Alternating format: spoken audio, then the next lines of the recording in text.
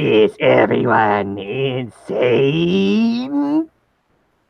Apparently, if they want to tune in to listen to us. Kidding. All right. Welcome to Ancapistani Lounge number 63. I'm your host, Ancapakitty, with returning friends Arcano and Zachary Colley. Yo. Yeah.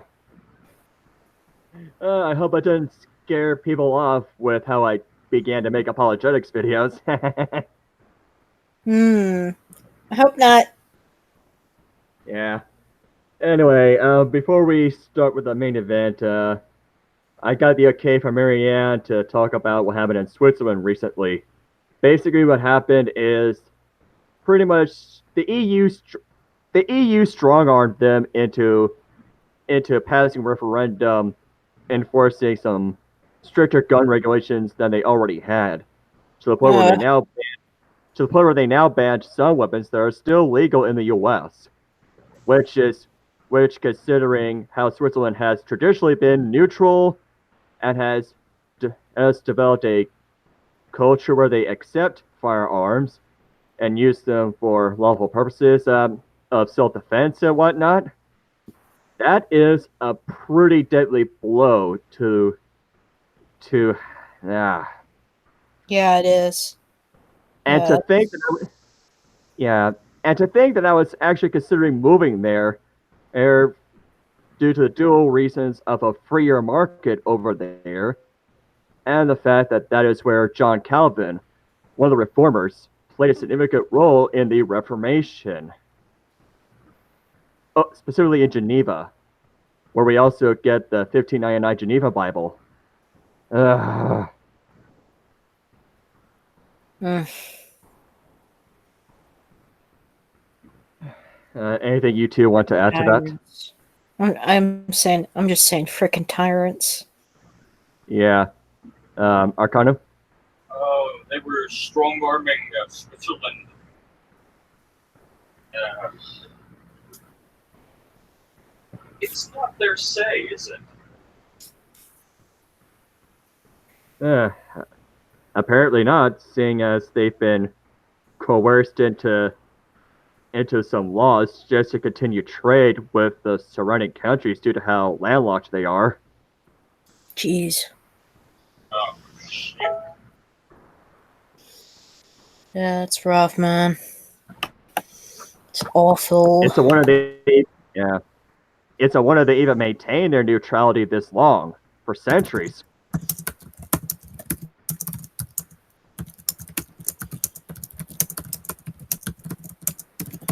Yeah. Just figured I'd bring it up. Go ahead, Marianne. All right. I just got a message from Crow, responding to him right now. Um,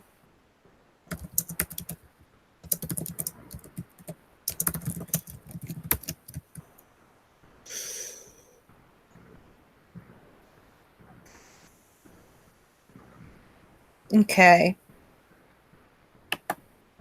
And this time, gonna be more respectful to Koi. If she wants to come, that is. Crow might come regardless, but we'll see. I guess we'll go ahead and start with rehashing into what happened last week in finishing up part 6 and starting part 7. So, I guess, Zachary, this is like your first time in tuning in to a reading of this novel. Um, have you read it into any of it at all at any point? Uh, no, I've been doing other things. So sorry. All right. Well, we'll first do a really, really, really short condensation of what the whole plot is about. So, it's basically a sci fi dystopian novel, and it mentions that there's been martial law going on after these really smart aliens, have invaded. The first wave of attack was a massive EMP. Second wave was coastal tsunamis. Third was a deadly blood plague that killed off a bunch of people. The fourth one currently going on in the story is that some of these aliens, they've taken over some human bodies and they're killing off survivors that they don't want around. And one of the main characters, well, two of them, they were sent to this top secret military boot camp called Camp Haven, and they're being recruited into a squad to be trained to fight the aliens, or so that's what they've been going through. This brutal training, and there's like a competition between the squads, and the top squads will get to graduate and take on field missions. So, oh yeah, there's also another main character, Cassie. She was pretty much separated from her little brother, who's at the boot camp. And there's one more main character, Evan Walker, who's with Cassie, and he helped her out shortly after she got lost and was suffering from a gun wound on her thigh. Yeah, and part 7 is back to Cassie and Evan, and I want to cover up a little bit about what happened at the end of part 6. There was this new member in the one squad, codename Ringer, and there's something definitely off about her. She's like so dark and stoic, and she suspects something that might be off with the boot camp, and she's also definitely no nonsense person. She has Arcano and I have suspected that she may have a shady past or sordid past.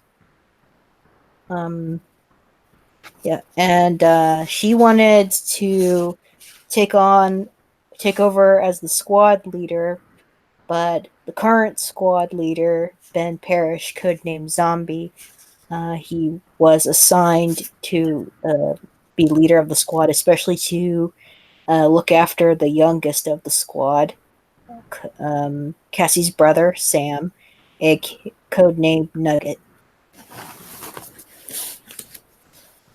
And so,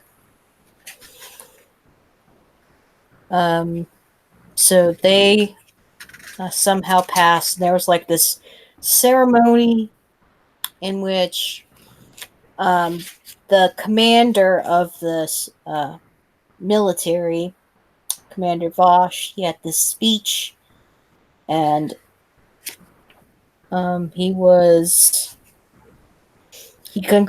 Vosh himself congratulated Ben and told him what was going to happen after graduation.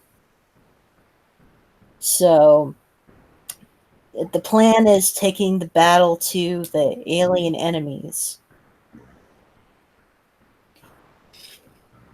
And going into the beginning of part 7, Cassie already started trusting Evan, and she even started developing feelings for him.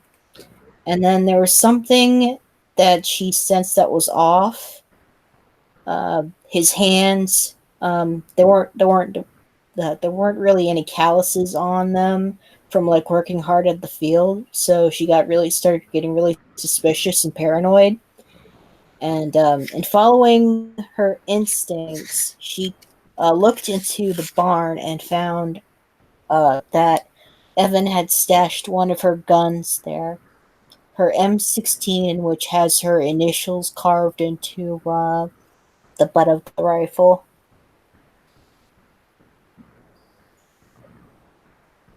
Hmm. Hmm. Yep. Well, at least it ain't gay frogs! No, definitely not gay frogs. That one was especially for you, Dusty! Okay. Well, I basically summarized everything up that happened. Um, okay, so I think. Alright.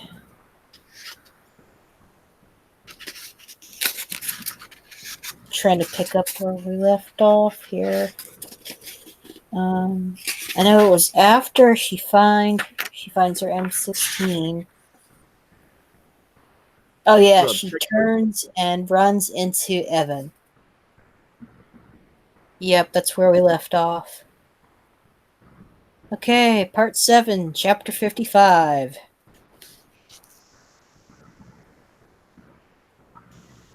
Cassie, he says, grabbing my arms to keep me from falling straight back onto my butt. What are you doing out here? He glances over my shoulder into the barn. I thought I heard a noise. Dumb. Now he might decide to investigate. But it's the first thing that pops into my head. Blurting out first thoughts is something I really should work on. If I live past the next 5 minutes, my heart is pounding so hard I can feel my ears ringing. You thought you... Cassie, you shouldn't come out here at night. I nod and force myself to look into his eyes. Evan Walker is a noticer. I know, it was stupid. But you'd been gone a long time. I was stalking some deer. He's a big, Evan-shaped shadow in front of me. A shadow with a high-powered rifle against the backdrop of a million suns. Bet you were. Let's go inside, okay? I'm freezing to death. He doesn't move. He's looking into the barn. Checked it out, I say, trying to keep my voice steady. Rats. Rats? Yeah, rats. You heard rats? In the barn? From inside the house? No, how could I hear rats from there? An exasperated roll of the eyes would be good right about now. Not the nervous laugh that escapes instead. I came out on the porch for some fresh air. And you heard them from the porch? They were very big rats. Flirty smile. I whip out what I hope passes for one of those. Then I hook my arm through his and pull him toward the house. It's like trying to move a concrete pole. If he goes inside the barn and sees the exposed rifle, it's over. Why the hell didn't I cover up the rifle? Evan, it's nothing. I got spooked, that's all. Okay. He shoves the barn door closed, and we head back to the farmhouse, his arm draped protectively over my shoulders. He lets the arm fall when we reach the door. Now, Cassie, quick sidestep to the right. Luger from your waistband. Proper two-handed grip. Knees slightly bent. Squeeze. Don't pull. Now. We step inside the warm kitchen. The opportunity passes. So I take it you didn't bag any deer, I say casually. No. He leans the rifle against the wall, shrugs out of his coat. His cheeks are bright red from the cold. Maybe you shot at something else, I say. Maybe that's what I heard. He shakes his head. I didn't shoot at anything. He blows on his hands. I follow him into the great room, where he bends in front of the fireplace to warm his hands. I'm standing behind the sofa a few feet away. My second chance to take him down. Hitting him from this close would not be a challenge, or it wouldn't be if his head resembled an empty can of creamed corn, the only kind of target I was used to. I pulled the gun from my waistband. Finding my rifle in his barn didn't leave me with many options. It was like being under that car in the highway, hide or face. Doing nothing about it, pretending everything was fine between us, accomplished nothing. Shooting him in the back of the head would accomplish something. It would kill him. But after the crucifix soldier, it had become one of my priorities never to kill another innocent person. Better to show my hand now while that hand holds a gun. There's something I should tell you, I say. My voice is shaking. I lied about the rats. He found the rifle. Not a question. He turns with his back to the fire. His face is in shadow. I can't read his expression, but his tone is casual.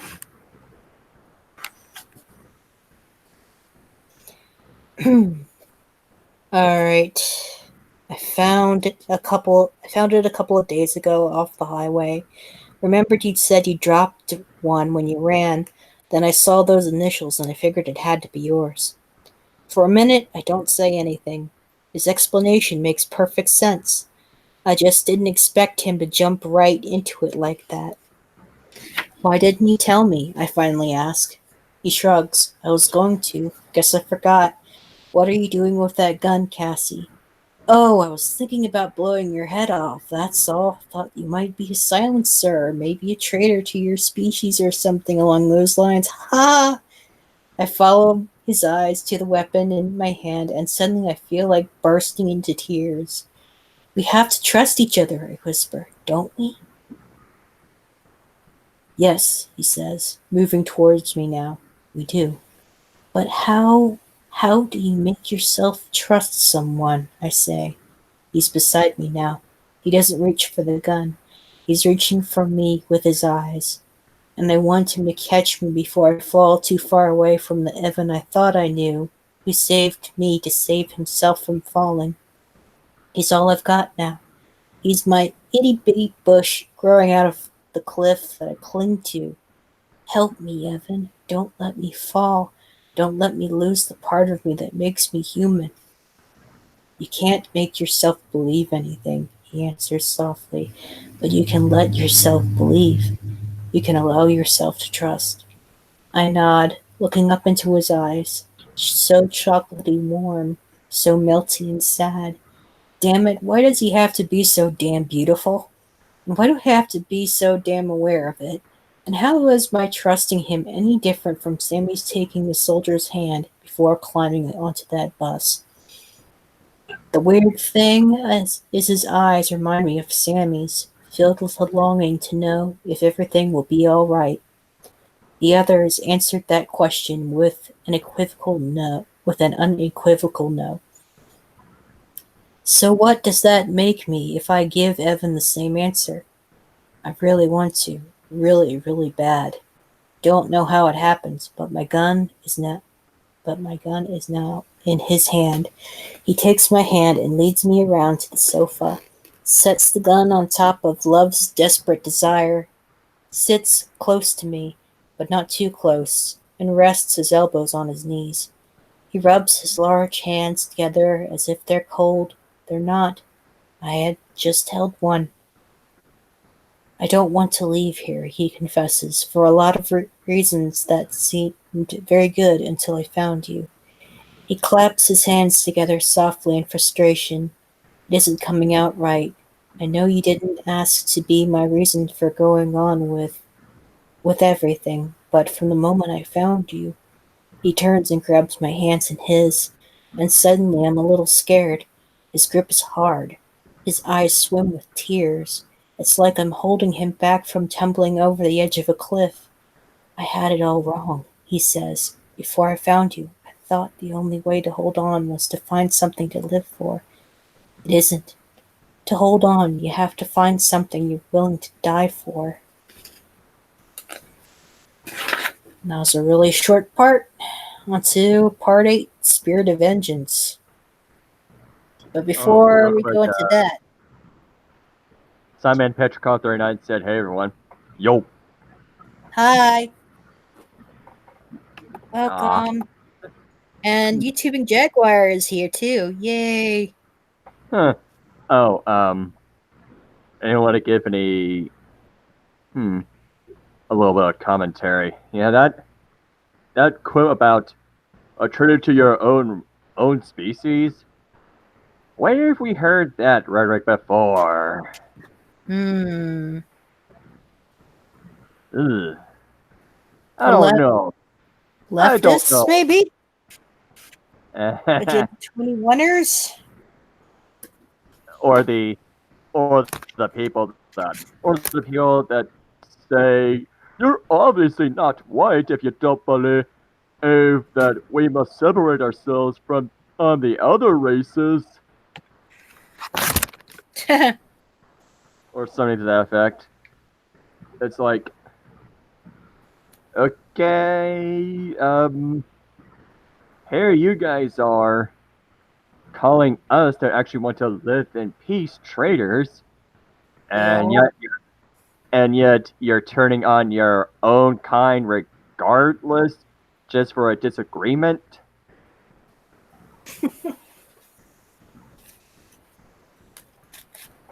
Who's the traitor here? Yeah, I think it's those that are projecting. It's like, if you really care about unity within in your in-groups that much, why are you making people within said in-group your enemy? Yeah. Doesn't make any sense. I mean, I don't particularly mind collectivism. Just guys, at the very least, be consistent. Yeah. What's a consistent?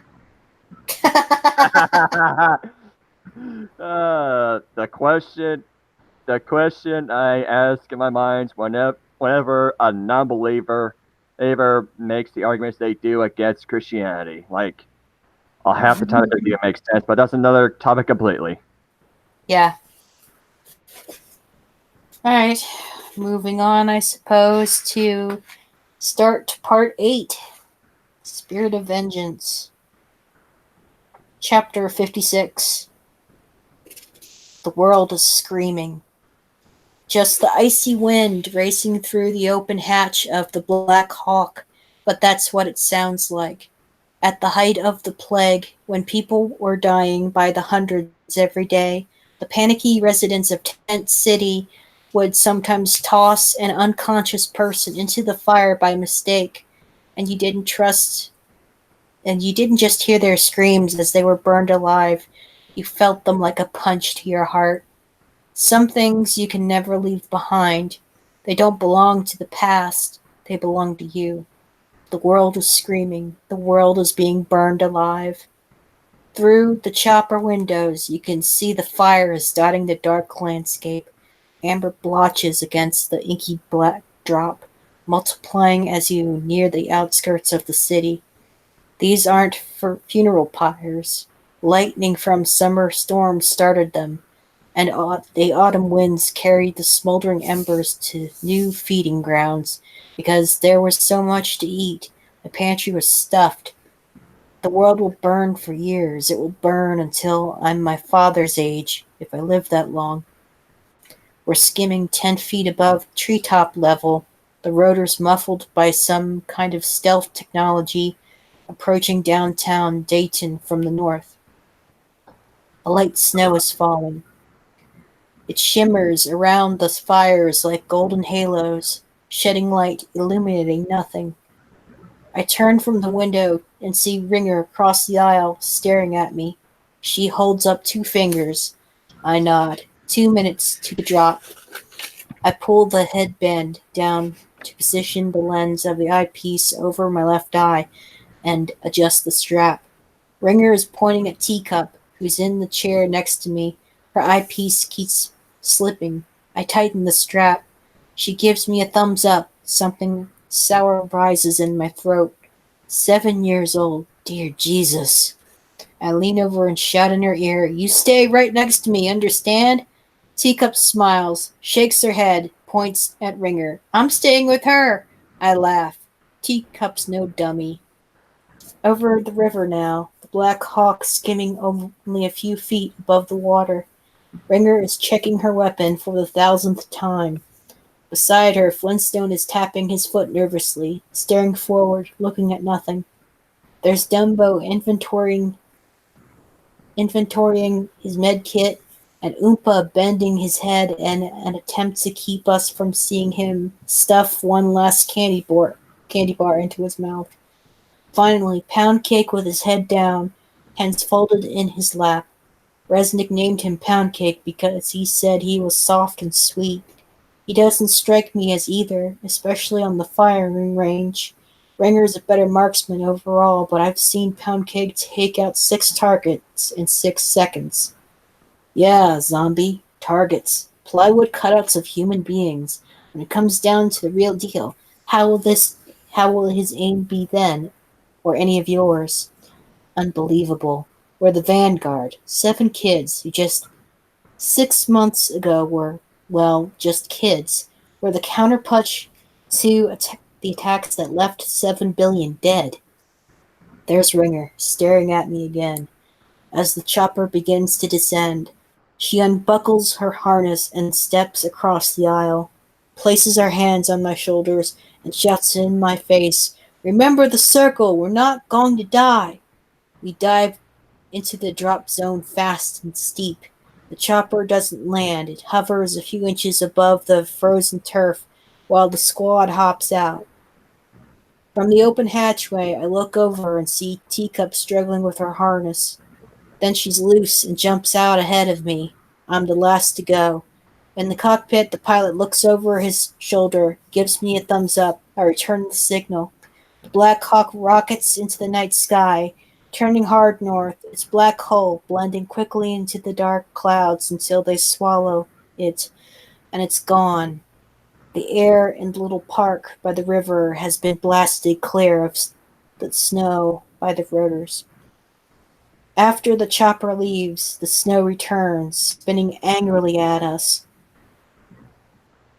The sudden quiet that follows the screaming wind is deafening. Straight ahead, a human shadow looms, the statue of a Korean War veteran. To the statue's left is the bridge. Across the bridge and 10 blocks southwest is the old courthouse where several infesteds have amassed a small arsenal of automatic weapons and grenade launchers, as well as FIM-92 Stinger missiles, according to the Wonderland profile of one of the infested captured in Operation Little Bo Peep. It's the Stingers that brought us here. Our air capability has been devastated by the attacks. It's imperative we protect the few resources we have left. Our mission is twofold: destroy or capture all enemy ordnance, and terminate all infested personnel. Terminate with extreme prejudice. Ringer's on point. She has the best eyes. We follow her past the stern-faced statue onto the bridge. Flint, Dumbo, Oompa, Pound Cake, and Teacup, with me covering our rear. Weaving through the stalled cars that seem to pop through a wide curtain, covered in 3 seasons' worth of debris. Some have had their windows smashed, decorated with graffiti, looted for any valuables, but what's valuable anymore? Teacup scurrying along in front of me on baby feet. She's valuable. There's my big takeaway from the arrival. By killing us, they showed us the idiocy of stuff. The guy who owned his BMW, he's in the same place as the woman who owned that Kia. We pull up just shy of Patterson Boulevard, at the southern end of the bridge, hunker down beside the smashed front bumper of an SUV, and survey the road ahead. The snow cuts down our visibility to about half a block. This might take a while. I look at my watch. 4 hours till pick up back at the park. Tanker truck has stalled out in the middle of the intersection 20 yards away, blocking our view of the left-hand side of the street. I can't see it, but I know from the mission briefing there's a 4-story building on that side, a prime sentry point if they wanted to keep an eye on the bridge. I motion for Ringer to keep to the right as we leave the bridge, putting the truck back between us and the building. She pulls up sharply at the truck's front bumper and drops to the ground. The squad follows her lead, and I belly scoot forward to join her. "What do you see?" I whisper. 3 of them, 2 o'clock. I squint through my eyepiece toward the building on the other side of the street. Through the cottony fuzz of the snow, I see 3 green blobs of light bobbing along the sidewalk, growing larger as they approach the intersection. My first thought is, holy crap, these lenses actually work. My second thought, holy crap, Ted's, and they're coming straight at us. Patrol? I ask Ringer. She shrugs, probably marked the chopper, and they're coming to check it out. She's lying on her belly, holding them in her sights, waiting for the order to fire. The green blobs grow larger. They've reached the opposite corner. I can barely make out their bodies beneath the green beacons atop their shoulders. It's weird, jarring effect, as if their heads are engulfed in a spinning, iridescent green fire. Not yet. They start to cross, give the order. Beside me, Ringer takes a deep breath, holds it, waits for my order patiently, like she could wait 1,000 years. Snow settles on her shoulders, clings to her dark hair. The tip of her nose is bright red. The moment drags out. What if there's more than 3? If we announce our presence, it could bring 100 of them down on us from a dozen different hiding places. Engage or wait. I chew on my bottom lip, working through the options. I've got them, she says, misreading my hesitation. Oh, real Across- quick. Yes? Crow's here. Hi, Crow. Crow's here. Hey there. Welcome. How's everybody? Been a We're while. doing all right. Oh, I see Berserker's here. And Koi Monster is Monster. in the live chat. Mm-hmm.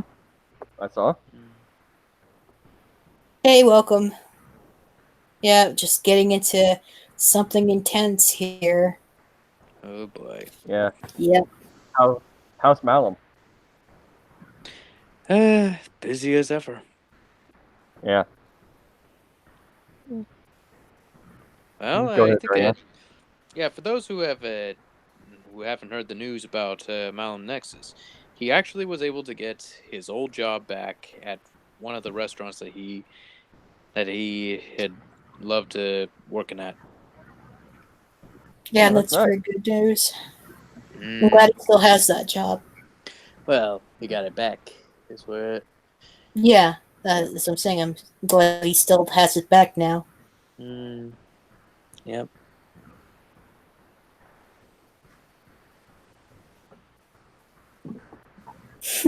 Yeah, I wish I was that lucky to be able to have a job to return to.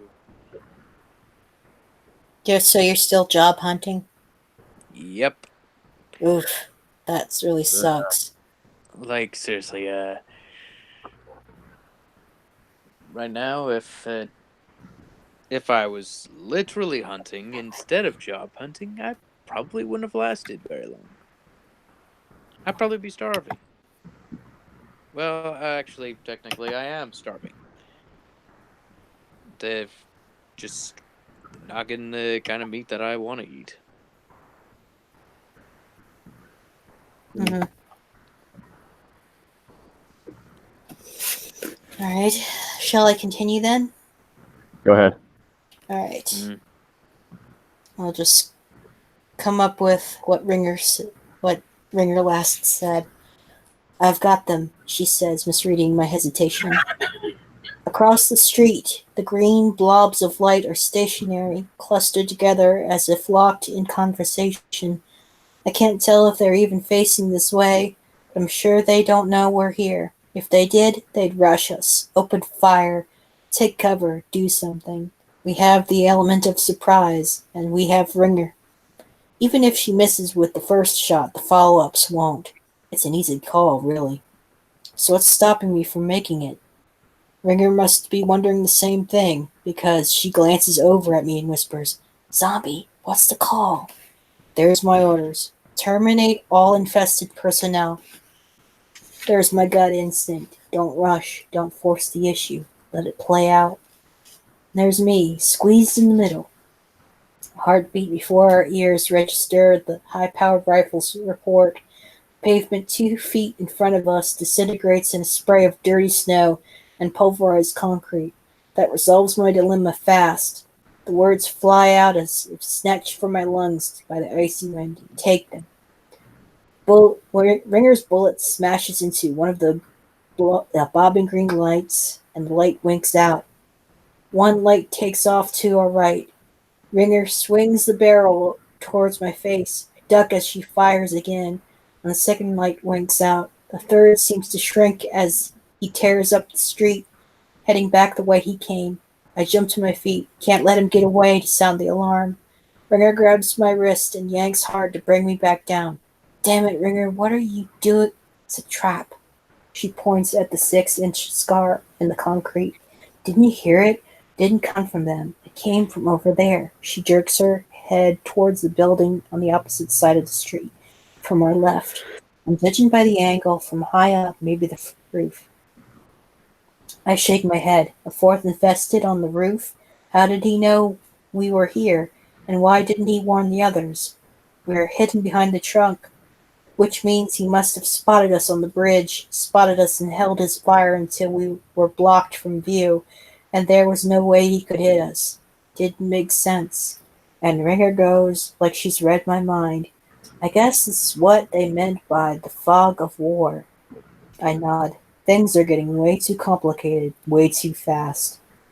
How do you see us cross? I ask. She shakes her head. Night vision. Has to be. Then we're screwed. Pinned down beside several thousand gallons of gasoline. They'll take out the truck. Ringer shrugs. Not with a bullet, he won't. That only works in the movies, zombie. She looks at me, waiting for my call. Along with the rest of the squad, I glance behind me. Their eyes look back at me, big and bug-eyed in the snowy dark. Teacup is either freezing to death or shaking with complete terror. Flint is scowling, the only one to speak up and let me know what the rest are thinking. Trapped. We abort now, right? Tempting, but suicidal.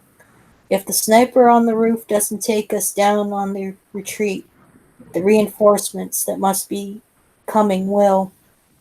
Retreating is not an option.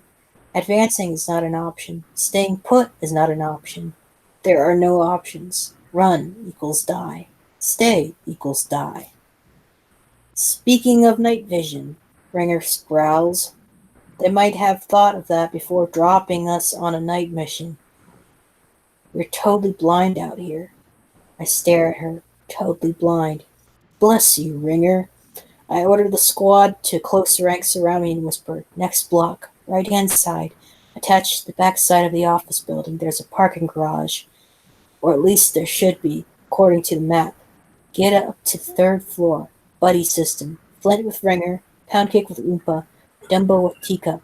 What about you? Ringer asks. Where's your buddy? I don't need a buddy, I answer. I'm a freaking zombie. Here comes the smile. Wait for it.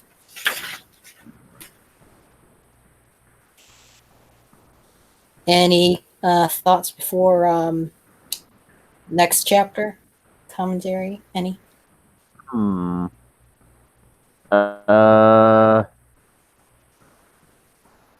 Sounds like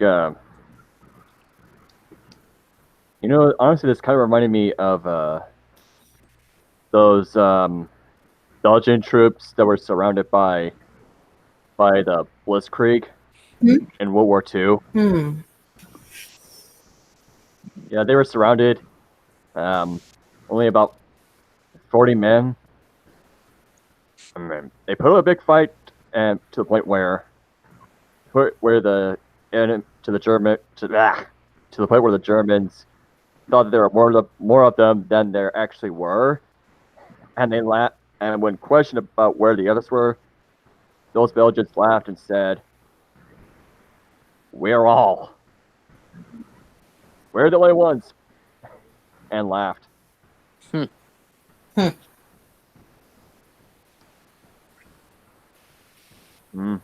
Yeah.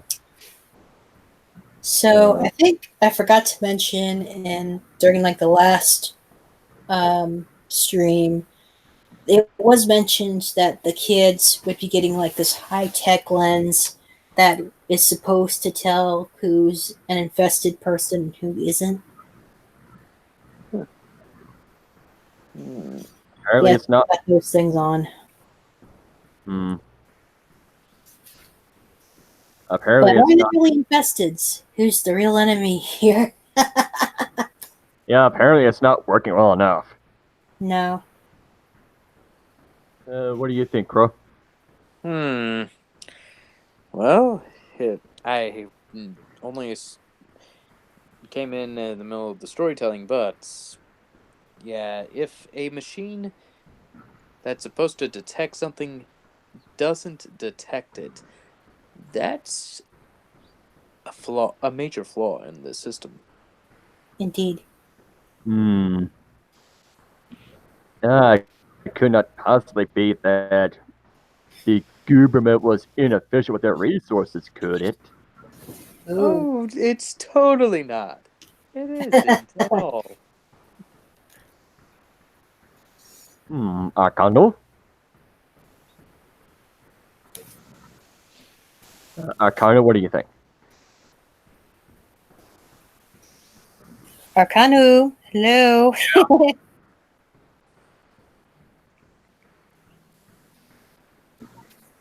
What do you think about what we read so far? I'm sorry, I wasn't.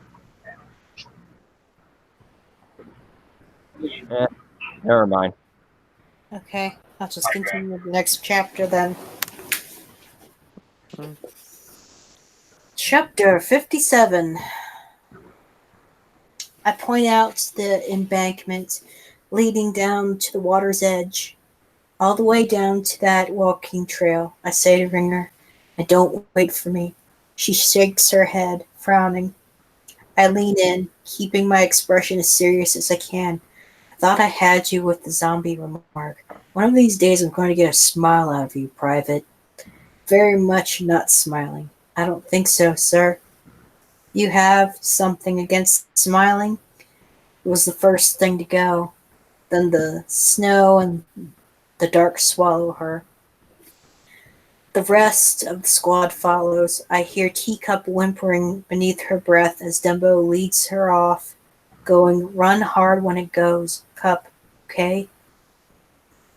I squat beside the truck's fuel bank and grab hold of the metal cap, praying one of those counterintuitive prayers that this bad boy is topped off, or better half full, since fumes will give us the biggest bang for the buck.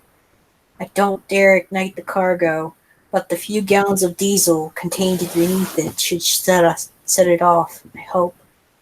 The cap is frozen. I beat on it with the butt of my rifle, wrap both hands around it, give it everything I've got. It pops loose with a very pungent, very satisfying hiss. I'll have 10 seconds. Should I count? Nah, screw it. I pull the pin on the grenade, drop it in the hole, and take off down the hill. The snow whips fitfully in my wake. My toe catches on something, and I tumble the rest of the way, landing on my back at the bottom, hitting my head on the asphalt of the paved walking trail. I see snow spinning around my head, and I can smell the river, and then I hear a soft, whoa, whoomph, and the tanker jumps about 2 feet in the air, followed by a gorgeous blossoming fireball that reflects off the falling snow, a mini universe of tiny suns shimmering. And now I'm up and chugging up the hill, my team nowhere in sight, and I can feel the heat against my left cheek as I come even with the truck, which is still in one piece, the tank intact. Dropping the grenade inside the fuel tank didn't ignite the cargo. Do I throw another? Do I keep running? Blinded by the explosion, the sniper would rip off his night vision goggles. He won't be blind for long. I'm through the intersection and onto the curb when the gasoline ignites. The blast throws me forward, over the body of the first Ted dropped by Ringer, right into the glass doors of the office building. I hear something crack and hope it's the doors and not some important part of me. Huge jagged shards of metal rain down, pieces of the tank torn apart by the blast, hurled 100 yards in every direction at bullet speeds. I hear someone screaming as I fold my arms over my head and curl myself into the tiniest ball possible. The heat is incredible. It's like I've been swallowed by the sun. The glass behind me shatters from a high-caliber bullet, not the explosion, half a block from the garage. Go, zombie!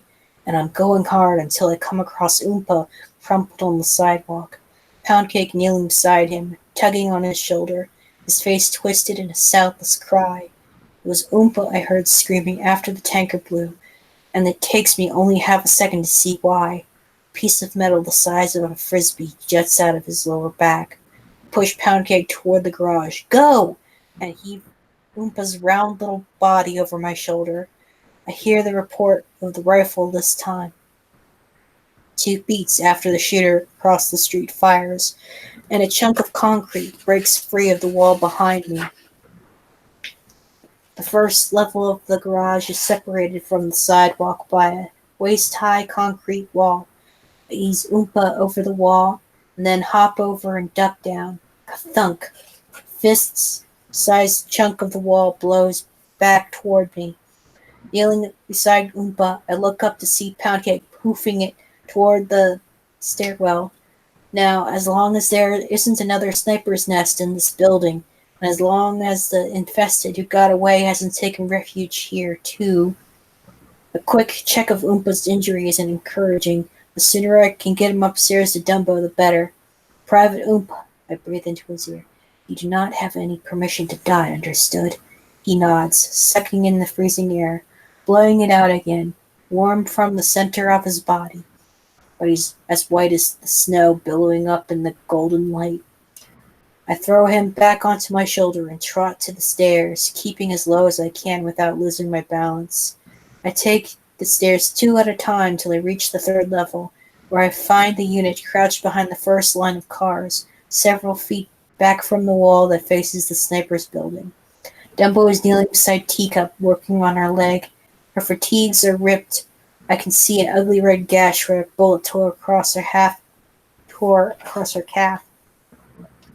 Dumbo slaps the dressing over the wound, hands her off to Ringer, then rushes over to Oompa.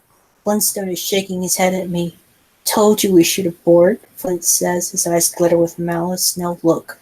I ignore him, turn to Dumbo. Well, it's not good, Sarge. Then make it good. I look over at Teacup, who's buried her head into Ringer's chest, whimpering softly. It's superficial, Ringer tells me she can move. I nod. Oompa down. Teacup shot. Flint ready to mutiny. A sniper across the street, and 100 or so of his best friends on their way to the party. I've got to come up with something brilliant and come up with it quickly. He knows where we are, which means we can't camp here long. See if you can take him. She nods, but she can't peel Teacup off her. I hold out my hands wet with Oompa's blood. Give her to me. Delivered, Teacup squirms against my shirt. She doesn't want me. I jerk my head toward the street and turn to Poundcake. Cake, go with Ringer. Take the SOB out. Ringer and Poundcake duck between 2 cars and disappear. I stroke Teacup's bare head.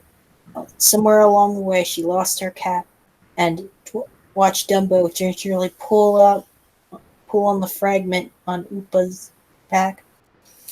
Oompa howls in agony, his fingers clawing at the ground. Unsure, Dumbo looks up at me. I nod. It's gotta come out. Quick, Dumbo. Slow makes it worse. So he yanks. Oompa folds in on himself, and the echoes of his screams rocket around the garage. Dumbo tosses the jagged piece of metal to one side and shines his light on the gaping wound. Grimacing, he rolls Oompa onto his back. His shirt front is soaked. Dumbo rips the shirt open, exposing the exit wound. The sharp panel has entered through his back and slammed through to the other side. Flint turns away, crawls a couple of feet, and his back arches as he vomits. Teacup gets very still watching all this. She's going into shock. Teacup, the one who screamed the loudest during the mock charges in the yard. Teacup, the bloodthirstiest, the one who sang the loudest in P&D. I'm losing her. I'm losing Oompa. As Dumbo presses wadding against the wound in Oompa's gut, trying to stem the flow, his eyes seek out mine. What are your orders, Private? I asked him. I am not to. Dumbo tosses the blood-soaked dressing away and presses a fresh patch against Oopa's stomach. Looking into my face, doesn't have to say anything. Not to me, not to Oompa. I ease teacup from my lap and kneel beside Oompa. His breath smells like blood and chocolate. It's because I'm fat. He chokes out. He starts to cry. Stow that shit, I tell him sternly.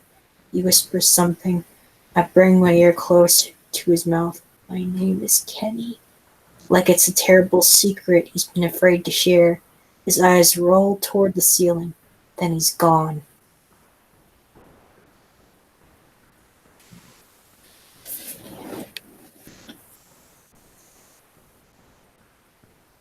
Alright. I see Attack Helicopter Cat has entered the chat. Hello. Hello. YouTube Big Jaguars comments, I don't know if the problem is the lenses aren't working. The sniper could have some type of camouflage. And Koi Monster says she unlocked a character and don't starve. Well, congrats, Koi Monster. So this chapter has gotten real intense. One of the kids died from a really terrible wound through the gut. Ouch. Yeah.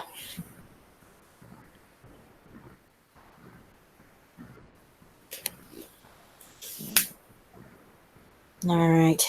Chapter 58. Teacup's lost it, hugging her legs, forehead pressed against her upraised knees. I call over to Flint to keep an eye on her. I'm worried about Ringer and Poundcake. Flint looks like he wants to kill me with his bare hands. You're the one who gave the order, he snarls. You watch her.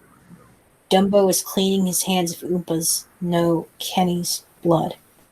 I got it, Sarge, he says calmly, but his hands are shaking. Sarge, Flint spits out. That's right. What now, Sarge? I ignore him and scramble toward the wall, where I found Poundcake squatting beside Ringer. She's on her knees, peeking over the edge of the wall towards the building across the street. I lower myself beside her, avoiding Poundcake's questioning look. Oompa's not screaming anymore, Ringer says, without taking her eyes off the building. His name was Kenny, I say. Ringer nods. She gets it, but takes Poundcake a minute or two more. He scoots away, putting distance between us, and presses both hands against the concrete. Takes a deep, shuddering breath. You had to, zombie, Ringer says. If you didn't, we might all be Kenny. It sounds really good. It sounded good when I said it to myself. Looking up at her profile, I wondered what Vosh was thinking, pinning the stripes on my collar. And the commander promoted the wrong squad member. Well, I ask her. She nods to the street. Pop goes the weasel. I slowly rise up. In the light of the dying fire, I can see the building, a facade of broken windows, peeling white paint, and the roof 1 story higher than us. A vague shadow that might be a water tower up there, but that's all I see. Where? I whisper. He just ducked down again, but doing that up, down, like a jack-in-the-box. Just one? Only one I've seen. Does he light up? Ringer shakes her head. Negative, zombie. He doesn't read infested. I chew on my bottom lip. Poundcake, see him too? She nods. No green. Watching me with those dark eyes like knives cutting deep. Maybe he's not the shooter, I try. Saw his weapon, she says. Sniper rifle. So why doesn't he glow green? The ones on the street lit up, and they were farther away than he is. Then I think it doesn't matter if he glows green or purple or nothing at all. He's trying to kill us. We can't move until he's neutralized, and we have to move before the one who got away comes back with reinforcements. Aren't they smart? Ringer mutters, like she's read my mind. Put on a human face so no human face can be trusted. The only answer, kill everyone or risk being killed by anyone. He thinks we're one of them, or decided it doesn't matter. Only way to be safe. But he fired on us, not on the three right below him. Why would he ignore the easy shots to take the impossible one? Like me, she doesn't have an answer to that question. Unlike me, it's not high on her list of problems to be resolved. On the way to be safe, she repeats pointedly. I look over at Poundcake, who's looking back at me, waiting for my decision, but there really isn't a decision to make. Can you take him from here? I ask Ringer. She shakes her head. Too far away. I'd just give away our position. I scoot over to Poundcake. Stay here. In 10 minutes, open up on him to cover our crossing. Staring up at me, all doughy-eyed and trusting. You know, Private, it's customary to acknowledge an order from your commanding officer. Poundcake nods. I try again. With a yes, sir. He nods again. Like, out loud, with words. Another nod. Okay, at least I tried. When Ringer and I join the others, Upa's body is gone. They stashed him in one of the cars. Flint's idea. Very similar to his idea for the rest of us. We've got good cover in here. I say we hunker down in the cars until pickup. Only one person's vote counts in this unit, Flint, I tell him. Yeah, and how's that working out for us? He says, thrusting his chin toward me, mouth curled in a sneer. Oh, I know. Let's ask Oompa. Flintstone, Ringer says, at ease. Zombie's right. I tell you to walk into an ambush, then I guess he's wrong. At which point, you're the CO, and you can make the call, I snap. Dumbo, you've got teacup duty. If we can pry her off Ringer, she's pasted herself back onto Ringer's leg. If we're not back in 30 minutes, we're not coming back. Then Ringer says, because she's Ringer, we're coming back.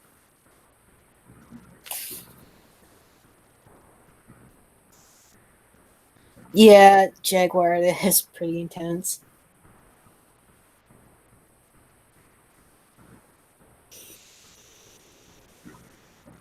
Yep, so they're hiding out in this garage, and they see someone, but he doesn't light up through their high-tech lens.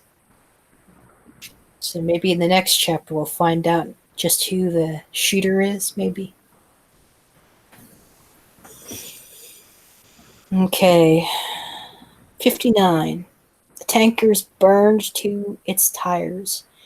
Crouching in the pedestrian entrance to the garage, I point at the building across the street, glowing orange in the firelight.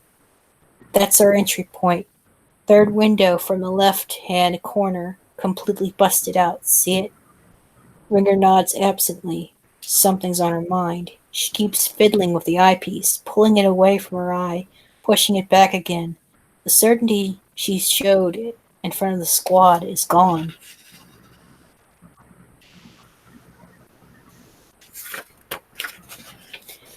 The impossible shot, she whispers, then turns to me. How do you know when you're going, Dorothy? I shake my head. Where's this coming from? You're not going, Dorothy, I tell her, punctuated with a pat on the arm. How can you be sure? Eyes darting back and forth, restless, looking for somewhere to light. The way the tank's eyes danced,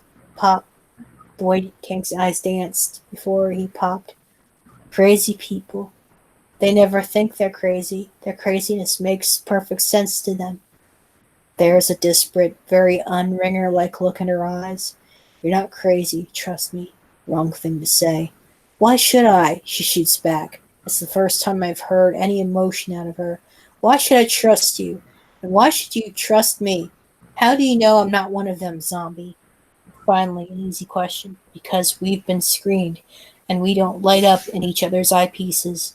She looks at me for a very long moment, then she murmurs, God, I wish you played chess. Our 10 minutes are up. Above us, Poundcake opens up on the rooftop across the street. Sniper immediately turns fire, and we go. We're barely off the curb when the asphalt explodes in front of us. We split up.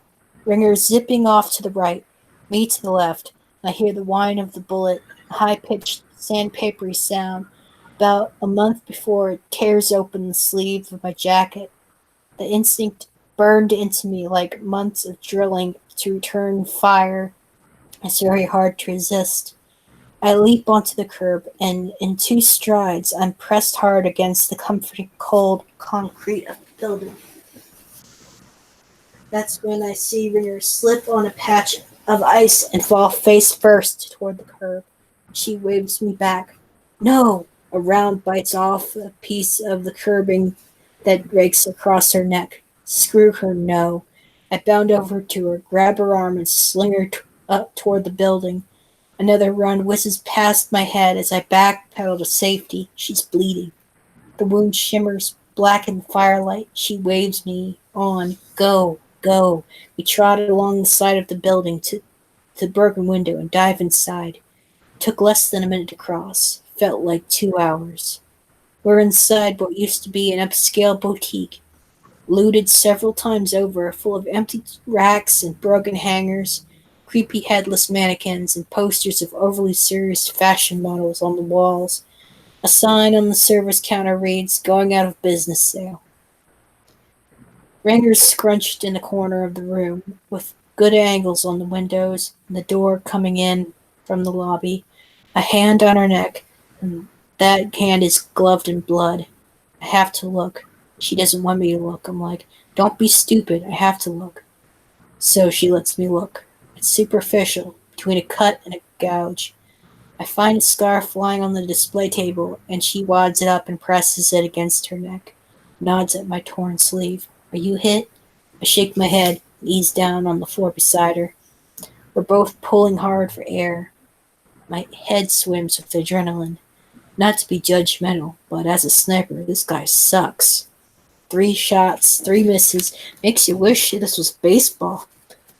A lot more than 3, I correct her. Multiple tries at the targets. And the only true hit a superficial wound to Teacup's leg. Amateur. It probably is. Probably. She bites off the word. He didn't light up, and he's no pro. A loner defending his turf, maybe hiding from the same guys we came after. Scared shitless. Doesn't add like us, but I'm only sure about one of us. Outside, Poundcake continues to occupy the sniper. Pop, pop, a heavy quiet, then pop, pop, pop. Sniper responds each time. Then this should be easy, Ringer says, her mouth set in a grim line. I'm a little taken back. He didn't light up, Ringer. You don't have the authorization to. I do. She pulling her rifle into her lap. Right here. I thought our mission was to save humanity. She looks at me out of the side of her uncovered eye. Chess, zombie, defending yourself from the move that hasn't happened yet. Doesn't matter that he doesn't light up through her eye. Doesn't matter that he doesn't light up through her eyepieces. That he missed us when he could have taken us down. If 2 possibilities are equally probable, but mutually exclusive, which one matters the most? Which one do you bet your life on? I'm nodding at her, but not following her at all. You're saying he could still be infested, I guess. I'm saying the safe bet is to proceed as if he is. She pulls her combat knife from its sheath. I flinch, remembering her Dorothy remark. Why did Ringer pull out her knife? What matters, she says thoughtfully. There's a terrible stillness to her now. A thunderhead about to crack, a steaming volcano about to blow. What matters, zombie? I was pretty good at figuring that out. Got a lot better at it after the attacks. What really matters, my mom died first. That was bad. But what really mattered was I still had my dad, my brother, and baby sister. Then I lost them, and what mattered was I still had me. And there wasn't much that mattered when it came to me. Food, water, shelter. What else do you need? What else matters? This is bad. Halfway down the road to being really bad. I have no idea where she's going with this, but if Ringer goes Dorothy on me now, I'm screwed. Maybe the rest of my crew with me. I need to bring her back into the present. Best way is by touch, and I'm afraid if I touch her, she'll gut me with that 10-inch blade. Doesn't matter, zombie. She cranes her neck to look up at me, turning the knife slowly in her hands. That he shot at us, and not the 3 Teds right in front of him, or that when he shot at us he missed us every time. Turning the knife slowly, the tip denting her finger. Doesn't matter that they got everything up and running after the EMP attack, that they're operating right underneath the mothership, gathering up survivors, killing infesteds and burning their bodies by the hundreds, arming and training us and sending us out to kill the rest.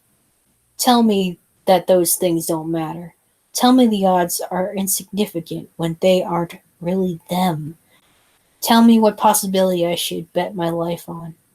I'm nodding again, but this time I do follow her, and that path ends in a very dark place.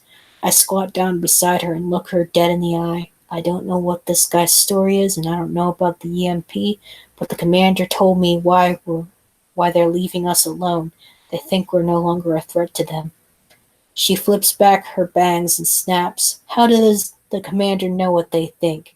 Wonderland. We were able to profile a wonderland, she echoes, nodding sharply, eyes cutting from my face to the snowy street outside and back again. Wonderland is an alien program. Right.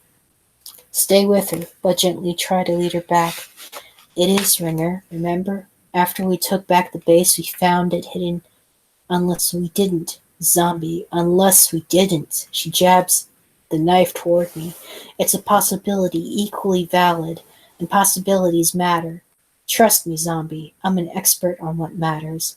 Up to now, I've been playing blind man's bluff. Time for some chess. She flips the knife around and shoves the handle toward me. Cut it out of me. I don't know what to say. I stare dumbly at the knife in her hand. The implants, zombie, poking me in the chest now. We have to take them out. You do me, and I'll do you. I clear my throat. Ringer, we can't cut them out.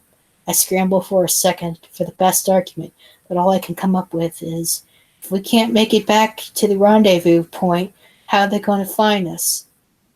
Damn it, zombie, haven't you been listening to anything I've said? What if they aren't us? What if they're them? What if this whole thing has been a lie? I'm about to lose it. Okay, not about to. Oh, for Christ's sakes, Ringer. How do you know how stupid this sounds? The enemy rescuing us, training us, giving us weapons. Come on, let's cut the crap. You've got a job to do. You may not be happy about it, but I am your CO. All right. Very calm now. As cool as I'm hot. I'll do it myself. She whips the blade around to the back of her neck. Bowing her head low, I yank the knife from her hand. Enough. Stand down, Private. I hurl her knife into the deep shadows across the room and get up, shaking every part of me, voice too. You want to play by the odds? That's cool. Stay here until I get back. Better yet, just waste me now. Maybe my alien masters, you have figured out a way to hide my infestation from you, and after you've done me, go back across the street and kill them all. Put a bullet in Teacup's head. She could be the enemy, right? So blow her frigging head off. It's the only answer, right? Kill everyone or risk being killed by anyone. Ringer doesn't move, doesn't say anything either, for a very long time now. Snow whips through the broken window, the flakes of deep crimson color reflecting the smoldering crumbs of the tanker. Are you sure you don't play chess? She asks. She pulls the rifle back into her lap, runs her index finger along the trigger. Turn your back on me, zombie.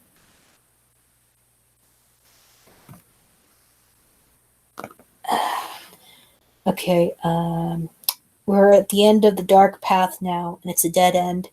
I'm out of anything that passes for a cogent argument, so I come with the first thing that pops into my head. My name is Ben. She doesn't miss a beat. Second name. Zombie's better. What's your name? Keeping at it. That's one of the things that doesn't matter. Hasn't for a long time, zombie. Finger caressing the trigger slowly, very slowly. It's hypnotic, dizzying. How about this? Searching for a way out. I cut out the tracker. You promised not to waste me. Oops.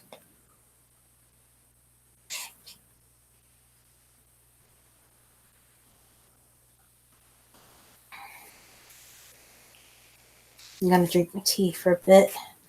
Mouth's sort of drying out.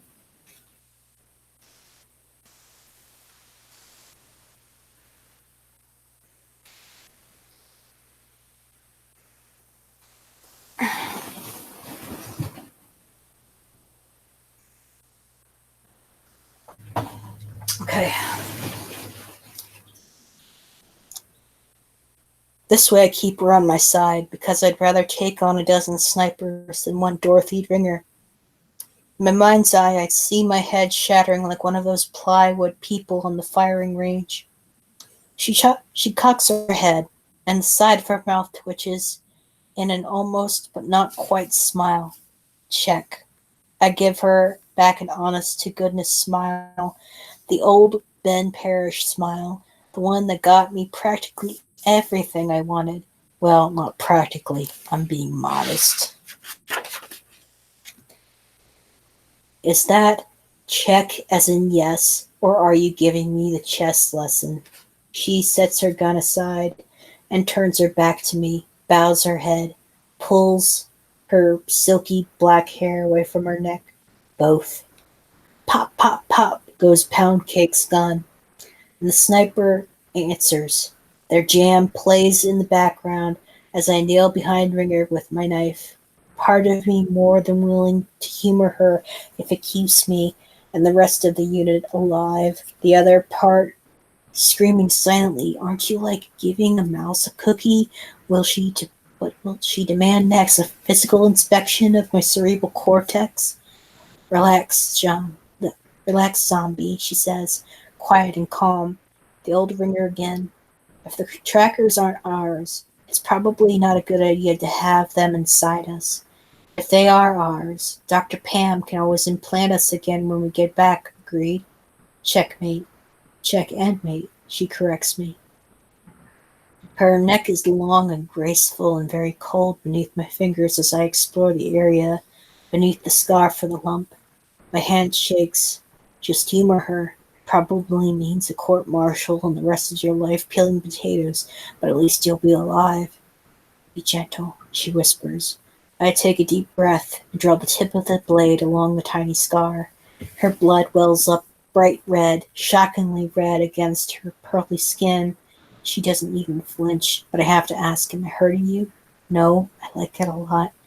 I tease the implant from her neck with the tip of the blade. She grunts softly. The pellet clings to the metal, sealed within a droplet of blood. So, she says, turning around. The almost smile is almost there. How was it for you? I don't answer. I can't. I've lost the ability to talk.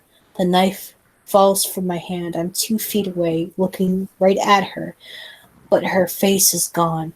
I can't see it. I can't see it through my eyepiece. Ringer's entire head is lit up in a blinding green fire.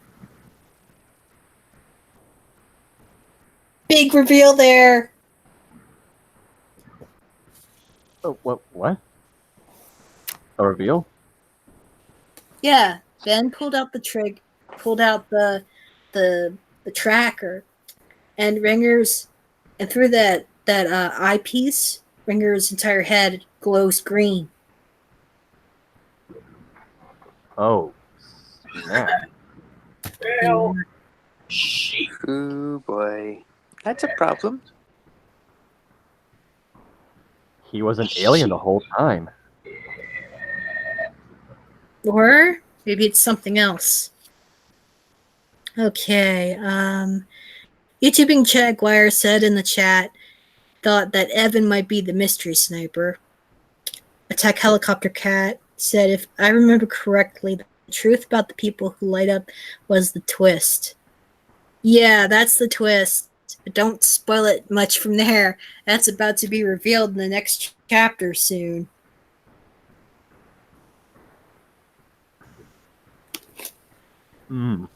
So, should we continue or Yeah. All right. All right. Chapter 60. My first reaction is to yank off the hardware, but I don't. I'm paralyzed with shock. A shudder of revulsion next, then panic, followed closely by confusion. Ringer's head has lit up like a Christmas tree, bright enough to be seen a mile away. The green fire sparks and swirls, so intense it burns an after image in my left eye. What is it? She demands. What happened? You lit up as soon as I pulled out the tracker. We stare at each other for a long couple of minutes. Then she says, unclean, glows green. I'm already on my feet, M16 in my hands, backing toward the door, and outside beneath the sound-deadening snowfall, Pound Cake and the sniper trading barbs, unclean, glows green. Ringer doesn't make a move for the rifle lying next to her. Through my right eye, she's normal. Through the left, she burns like a Roman candle. Think this through, zombie, she says. Think this through. Holding up her empty hands, scratched and scuffed from her fall, one caked in dried blood. I lit up after you pulled out the implant. The eyepieces don't pick up infestations. They react when there's no implant. Excuse me, Ringer, but that makes no freaking sense. They lit up on those 3 infesteds. Why would the eyepieces light up if they weren't? You know why. You just can't admit it to yourself. They lit up because those people weren't infested. They're just like us. The only difference being they don't have implants. She stands up. God, she looks so small, like a kid. But she is a kid, right? Through one eye, normal. Through the other, a green fireball. Which is she? What is she? Take us in. She steps toward me. I bring up the gun. She stops. Tag and bag us. Train us to kill. Another step. I swing the muzzle toward her. Not at her, but toward her. Stay away. Anyone who isn't tagged will glow green. And when they defend themselves or challenge us, shoot us like that sniper up there, well, that just proves they're the enemy, doesn't it? Another step. Now I'm aiming right at her heart. Don't, I beg her. Please, Ringer. One face pure, one face in fire. Until we've killed everyone who isn't tagged. Another step. Right in front of me now. The end of the gun pressing lightly against her chest. It's the 5th wave, Ben. I'm shaking my head. No 5th wave. No 5th wave. The commander said. The commander lied. She reaches up with the bloody hands and pulls the rifle from my grip. I feel myself falling into a completely different kind of wonderland where up is down and true is false and the enemy has 2 faces. My face and his. The one who saved me from drowning. Who took my heart and made it a battlefield. She gathers her hands into mine and pronounces me dead. Ben, we're the 5th wave.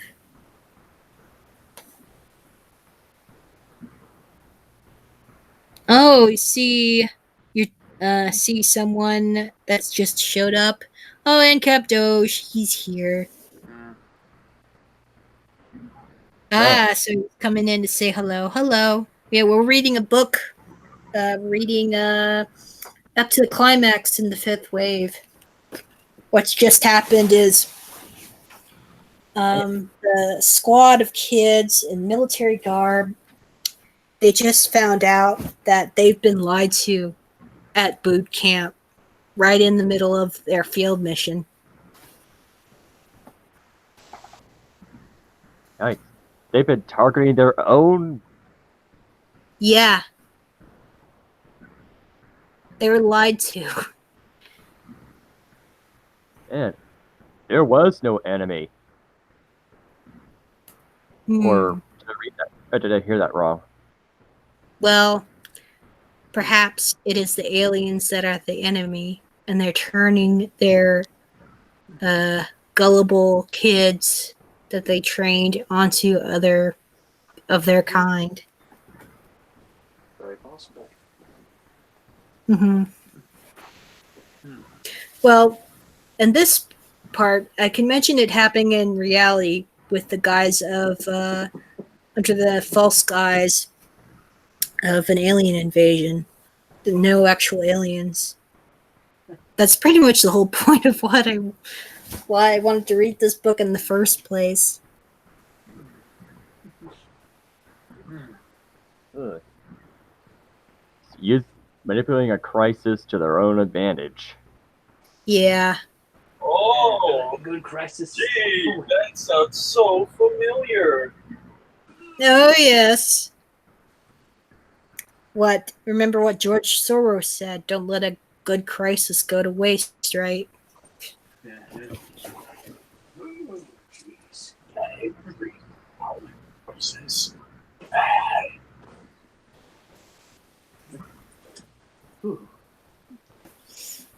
Alright. Yeah, it's just, yeah. Whatever your views on 9/11, whatever your views on 9/11, there's no denying that the federal government took advantage of what happened afterwards to get us in the situation we're in now. Oh, yeah. Patriot Act, the TSA, etc. TSA, short Mhm. for the stop and frisk, basically. Yeah. Alright, and Ancapistani. Yeah. Yeah. He's going to Georgia. Transit Security Yeah. Authority. And I just said, man, I'm jealous. Because he's out of Dixie.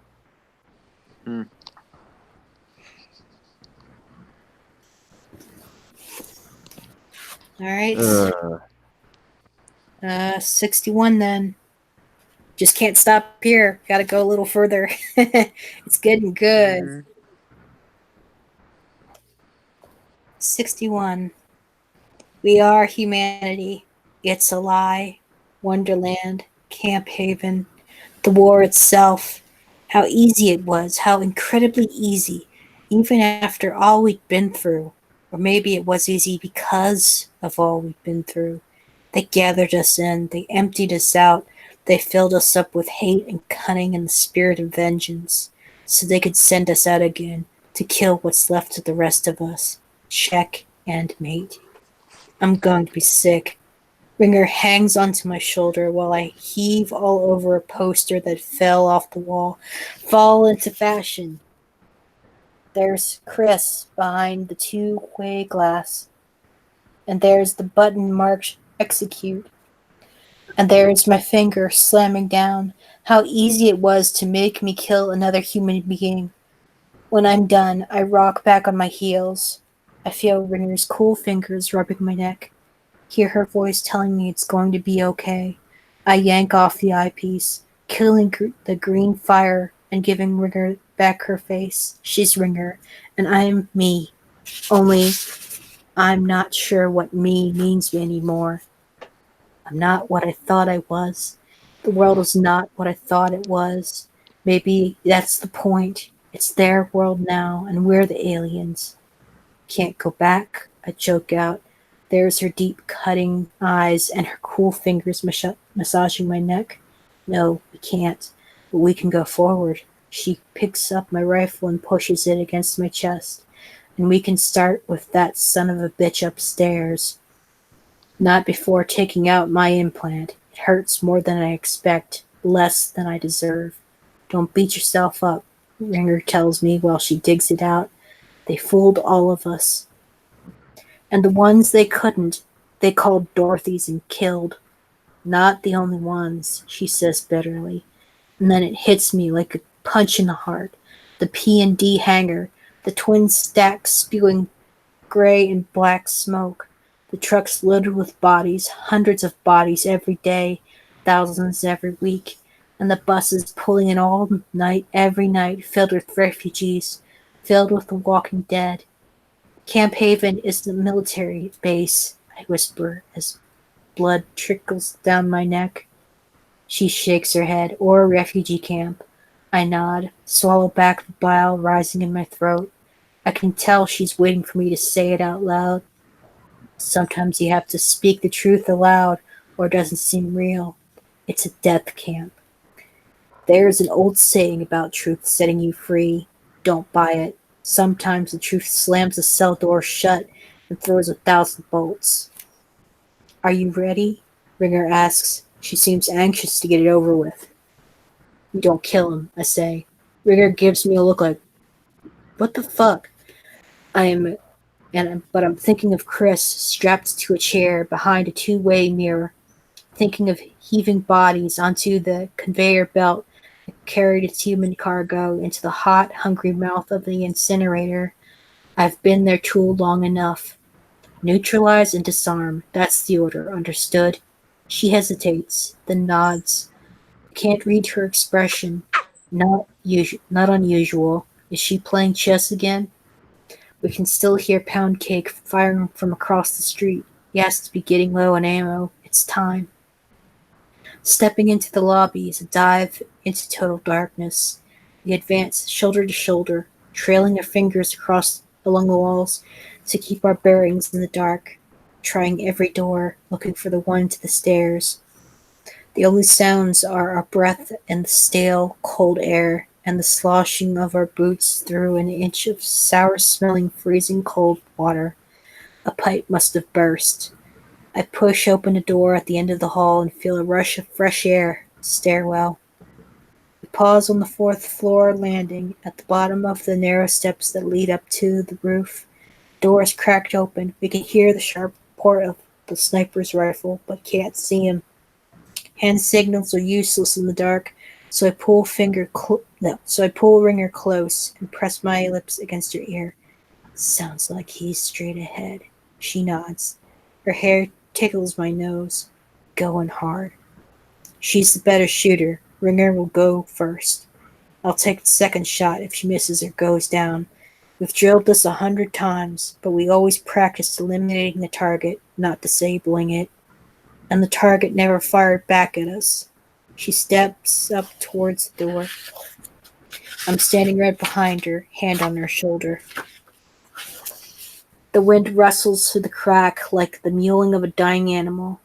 Ringer waits for my signal with her head bowed, breathing evenly and deeply, and I wonder if she's praying, and if she is, if she prays to the same God I do.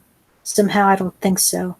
I pat her once on the shoulder and she kicks open the door like she's been shot out of a cannon, disappearing in the swirl of snow before I'm 2 steps onto the roof, and I hear the sharp pop, pop, pop of her weapon before I almost trip over her kneeling in the wet, white carpet of snow.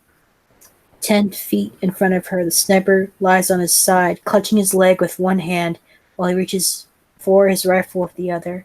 It must have flown from his grip when she popped him. Ringer fires again, this time at the reaching hand. It's 3 inches across, and she scores a direct hit. In the murky dark, through heavy snow, he pulls his hand back to his chest with a startled scream. I tap Ringer on the top of her head and signal her to pull up. Lie still, I yell at him. Don't move. He sits up, pressing his shattered hand against his chest, facing the street, hunched over. We can't see what his other hand is doing. I see a flash of silver and hear, "Oh, maggots," and something inside me goes cold. I know that voice. It has screamed at me, mocked me, belittled me, threatened me, cursed me.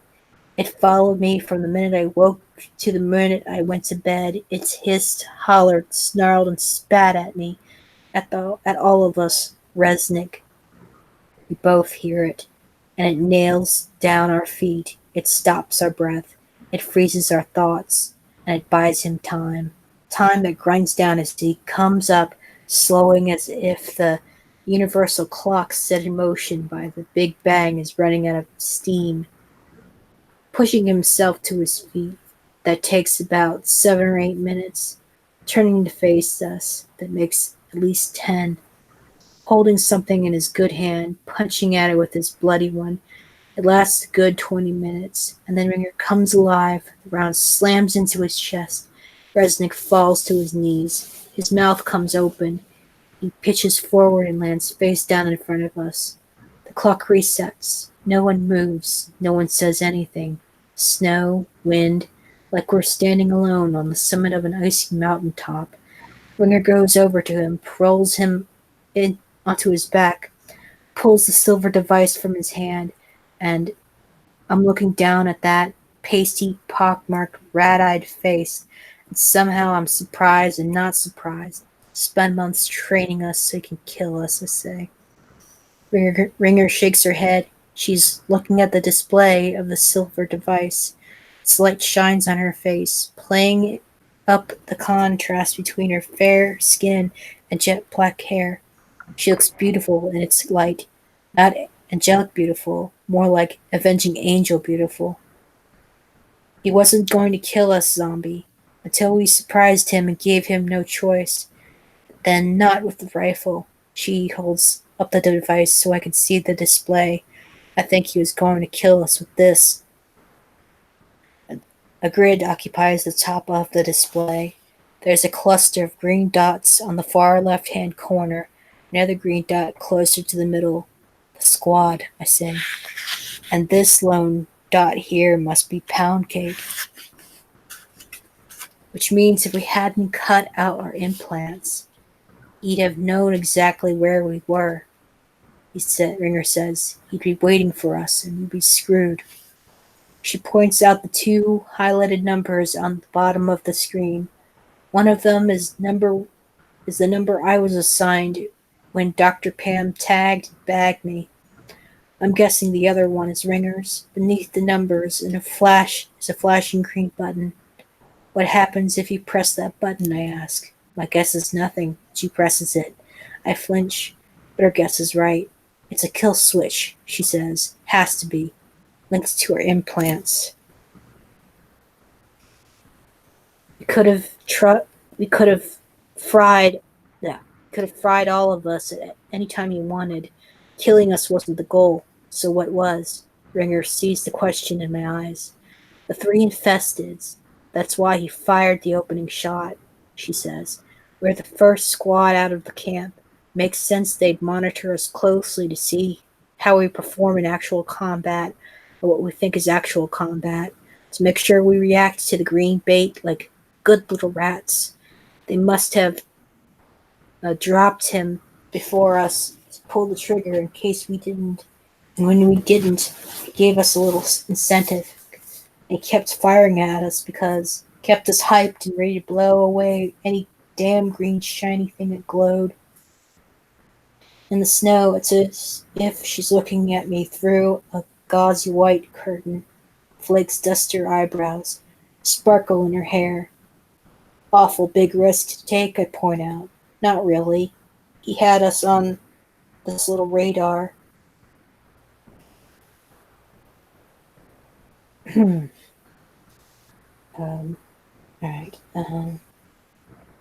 Little radar.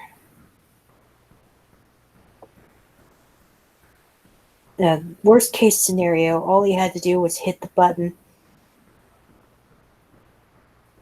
He just didn't consider the worst case. That we'd cut out the implants. Ringer nods. She wipes away the snow clinging to her face. I think the damn bastard expected us to turn and fight. She hands the device to me. I close the cover, slip it into my pocket. It's our move, Sergeant, she says quietly, or maybe it's the snow tamping down her voice. What's the call? I suck down a lungful of air and let it out slowly, get back to the squad, pull everyone's implant, and hope like hell there isn't a battalion of Resnicks on its way right now. I turn to go. She grabs my arm. Wait! Can't go back without implants. Takes me a second to get it. Then I nod, rubbing the back of my hand across my numb lips. We'll light up with our eyepieces without the implants. Pound Cake will drop us before we're halfway across the street. Hold them in our mouths. I shake my head. What if we accidentally swallow them?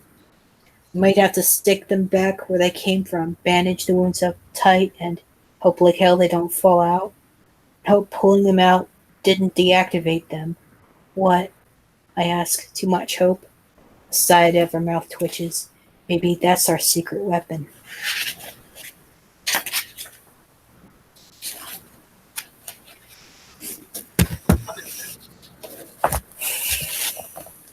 Yep.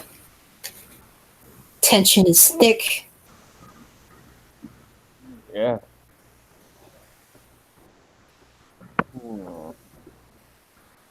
Well, yeah. Well, goes to show that you can only get away with a lie for so long before it backfires. Mhm.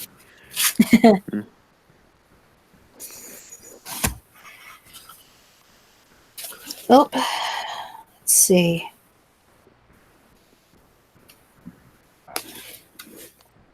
I guess it could be a good place to stop. Want to talk about some other topics? Maybe one more topic, and then we'll close. Let's see. Well, do you want to talk about the recent Sherman thing with the proposed ban on crypto? Oh, I've heard that one. It's Yeah, I've funny even that. Yeah. yeah. Yeah. Well, either A, they're not serious, or B, they don't know what the crap they are doing. And they're about to stop. Yeah, I mean, right now, since that happened, Litecoin went up to more, just slightly more than $116. That's how much Litecoin is worth right now because of all this. One coin, $116 US. Yeah. Wow. Well, that backfired tremendously. It just rendered more demand. It's just, yeah. And I even mirrored Esso's video on this on my channel. Oh And yeah. I took out the curse words. You know which one I'm referring to, the F-bomb. Yeah. I try to. Well, I know. I don't always remove profanity, but I try to. But anyway. But yeah, it's just. What are they thinking? Trying to get this ban going? It's not even enforceable. No. But they. Well, did you expect them to do any differently? Probably not. Yeah, that's exactly how they work. All they've got is just opinions on paper. Yeah. It works Fear like mongering opinions. Yeah. Remember what Bloom Turd said about Bitcoin? Oh, that Bloomberg? What'd he say?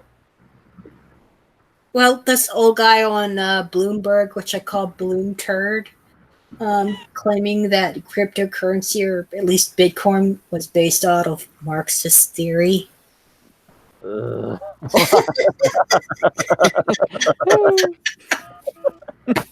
Well, if it is, it's probably the only only good thing that came out of Marxism.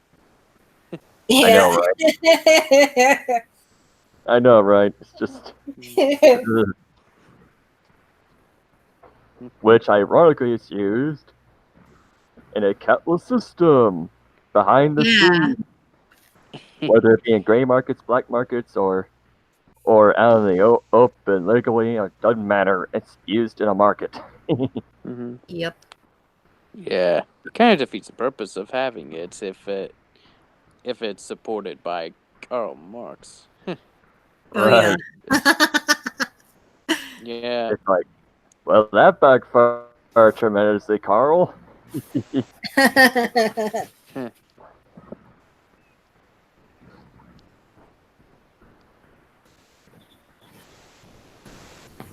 I don't have anything else to say. Let's close.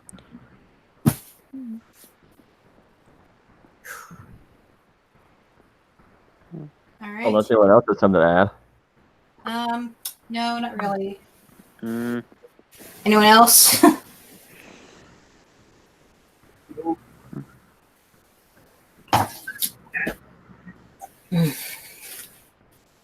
don't have anything to add.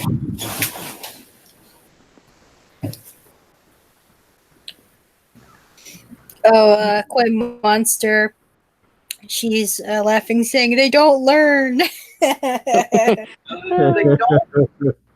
No, they never learn. No. As if Unfortunately, I am not an exception.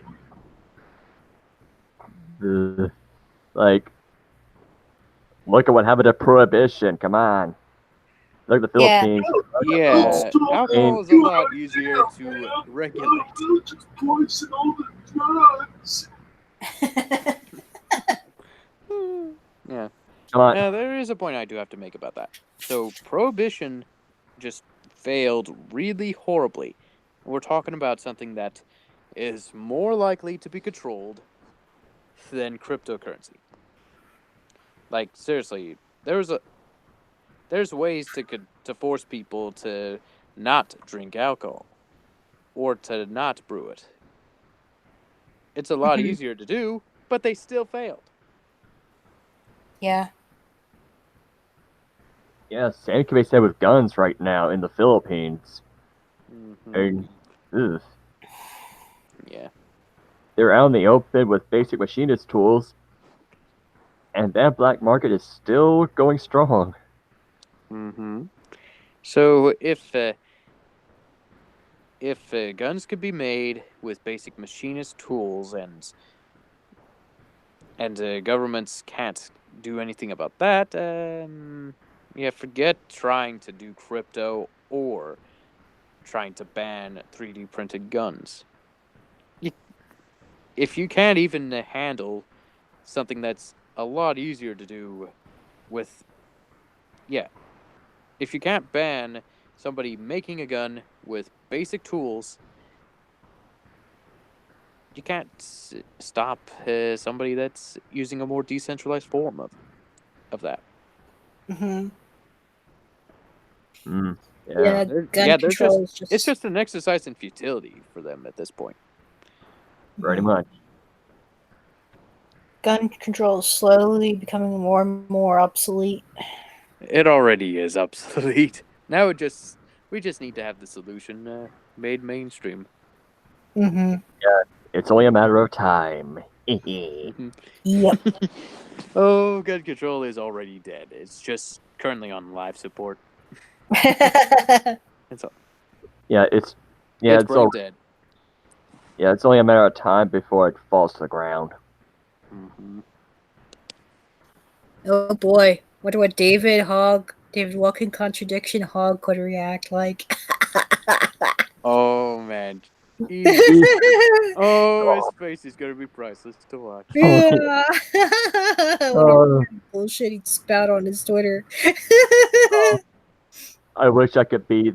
I wish I could be there in Florida to see his face when he realized that he can't do anything.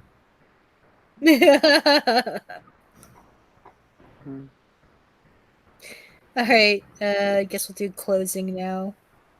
All right. Thank you to Zachary, Arcano, Crow for showing up in the call, and to our friends, YouTubing Jaguar, Attack Helicopter Cat, Koi Monster, Ancap Doge, and Simon for showing up. Oh, and Faithless Berserker, aka Mr. Agent 47, for appearing in the live chat. And it's been fun. And for next week, we'll continue further on in part 8, since it's just getting really good now, and I don't want to stop. Ooh, and now, Yeah, we'll and go ahead. and don't be insane. All right. You have a good night, everyone.